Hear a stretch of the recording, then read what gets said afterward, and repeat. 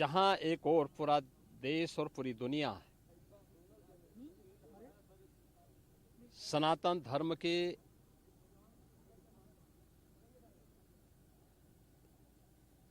इस सबसे बड़े आयोजन का साक्षी बनकर के गौरव की अनुभूति कर रहा है, प्रफुल्लित है, वहीं दूसरी ओर सनातन धर्म के खिलाफ सपारी लेकर के षड्यंत्र करने वाले तत्वों के द्वारा लगातार शरारत पे शरारत करते हुए झूठ के और असत्य के नित नए प्रतिमान भी गढ़े जा रहे हैं।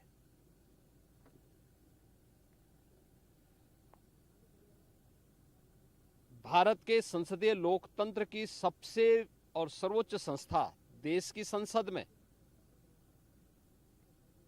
कांग्रेस अध्यक्ष श्री मल्लिकार्जुन खड़गे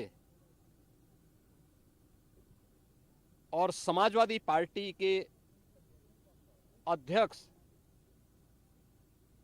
श्री अखिलेश यादव का वक्तव्य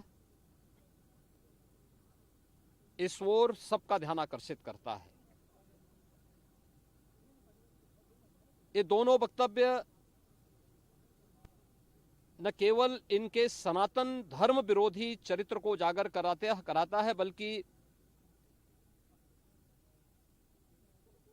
इनकी उस गिद्ध दृष्टि की ओर भी सबका ध्यान आकर्षित करता है जो लगातार इस महाकुंभ के खिलाफ पहले दिन से दुष्प्रचार कर रहे हैं। इनका ये बयान न केवल सनातन धर्म पर प्रहार है, बल्कि निंदनीय भी है और शर्मनाक भी। कांग्रेस अध्यक्ष का यह कहना कि प्रयागराज कुंभ में मौनी अमावस्या के दिन हजारों लोग मर गए, हमें अफसोस होता है। एक इतना वरिष्ठ नेता, कांग्रेस देश की जो सबसे पुरानी पार्टी है, उसके अध्यक्ष से अपेक्षा की जाती है कि वो एक मर्यादित बयान देश की संसद में रखें, और इतना गुमराह करने वाला बयान, झूठ पे झूठ। ऐसे ही समाजवादी पार्टी के अध्यक्ष का बयान, एक प्रतिस्पर्धा दोनों दलों में है, कौन कितना सनातन विरोधी वक्तव्य दे सके। ये कहना कि कोई आंकड़े नहीं दिए गए, यहां से प्रशासन से जो बयान जो आंकड़े दिए गए, उन आंकड़ों को मैंने भी सबके सामने रखा। घटना दुखद थी, हर व्यक्ति दुखित था, और जितने क्विक रिस्पांस से मेला प्रशासन, police, NDRF, SDRF, civil defence, इन सब ने मिलकर के घायलों को हॉस्पिटल पहुंचाने का काम किया, अपने आप में एक मिसाल है। करोड़ों लोग प्रयागराज में उस दिन उपस्थित थे। ये दोनों दल चाहते थे और सनातन धर्म विरोधी चाहते थे कि बड़ा हादसा हो जाए। हमारी पहली प्राथमिकता थी कि किसी भी स्थिति में इसको हम जीरो हादसे तक लेके जाएं, लेकिन दुर्भाग्यपूर्ण तरीके से घटना घटित हुई। लेकिन जितने क्विक रिस्पांस से प्रशासन ने और सभी संबंधित संस्थाओं ने कार्य लेकर के उन्हें हॉस्पिटलाइज किया, उसमें कुछ लोग उस हादसे के शिकार हुए, वह दुखद है। उन सभी परिवारों के प्रति हम लोगों ने अपनी संवेदना भी व्यक्त की और उसके लिए कुछ आर्थिक मुआवजा भी घोषित किया। यद्यपि किसी व्यक्ति की कमी मुआवजे से नहीं हो सकती, लेकिन तब भी हम लोगों ने एक प्रयास किया, घायलों का प्रॉपर उपचार कराया। वे सभी घायल आज भी कुछ प्रयागराज मेडिकल कॉलेज में हैं, बाकी अपने परिवार के सदस्यों के साथ चले गए हैं मैंने भी, मेरे साथ मेरे मंत्रियों ने भी, प्रशासन ने भी, प्रदेश के मुख्य सचिव ने भी, प्रदेश के डीजीपी ने भी उन सभी लोगों से मुलाकात की थी। और मैं तो देखकर बहुत चौंक था कि जो लोग प्रयागराज मेडिकल कॉलेज में भर्ती थे, जब मेरी उनसे बातचीत हो रही थी तो उनमें से सभी लोग ये कहा, उनके द्वारा कहा जा रहा साहब व्यवस्था में खामी नहीं, लेकिन हमारी किस्मत है या फिर ऐसी स्थिति पैदा हुई।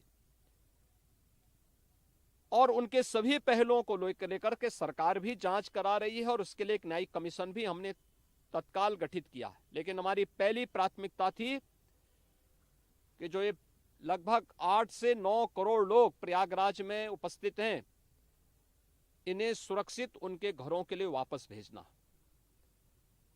इन दोनों दलों और सनातन धर्म विरोधी उन सभी लोगों के वक्तव्य, जो लोग ये गुमराह करने वाले वक्तव्य दे रहे हैं कि लाखों लोगों ने स्नान नहीं किया, सरासर गुमराह करने वाला है। ये वक्तव्य देना कि कोई अमृत स्नान या साय स्नान नहीं हुआ, ये भी गुमराह करने वाला वक्तव्य है और सनातन धर्म की अवमानना ही नहीं, बदनाम करने की साजिश का एक हिस्सा है। कोई परंपरा बाधित नहीं हुई। मौनी अमावस्या का स्नान पहले दिन सायंकाल 7:30 बजे से प्रारंभ हो गया था और अगले दिन पूरे दिन भर देर सायंकाल तक मौनी अमावस्या का मुहूर्त था। स्वाभाविक रूप से अखाड़ों ने हादसे के तत्काल बाद मेला प्राधिकरण के साथ बातचीत करके अपने स्नान को स्थगित किया था कुछ देर के लिए। और फिर जब मेरी उनसे बातचीत हुई दोपहर के बाद, सभी अखाड़े और पूज्य संतजन, आचार्य महामंडलेश्वर, वे इस स्नान का हिस्सा बने और वही परंपरागत तरीके से सभी स्नान भी हुए। इस महाकुंभ में 3 अमृत स्नान थे, मकर संक्रांति, मौनी अमावस्या और बसंत पंचमी। इन तीनों में अमृत स्नान हुए जिसमें सभी अखाड़े भागीदार बने। पौष पूर्णिमा से आयोजन प्रारंभ हुआ। समाजवादी पार्टी के अध्यक्ष का यह वक्तव्य भी कि सरकार ने 100 करोड़ की घोषणा की थी, मुझे लगता है कि उनको बयान थोड़ा पढ़ना चाहिए। ये लोग 12 बजे सो करके उठने वाले लोग हैं। कार्यालय स्टाफ जिस प्रकार का इन्हें नोट बना करके देता है, ये उस प्रकार का वक्तव्य बना करके सामने प्रस्तुत करते हैं और फिर उसके अनुसार उसको लीडर के रूप में नहीं बल्कि एक रीडर के रूप में सबके सामने उस वक्तव्य को पढ़ करके। श्रेष्ठ भारत पर खबरों से जुड़े रहने के लिए चैनल को सब्सक्राइब और लाइक करें, बेल आइकन दबाएं और देखते रहें श्रेष्ठ भारत।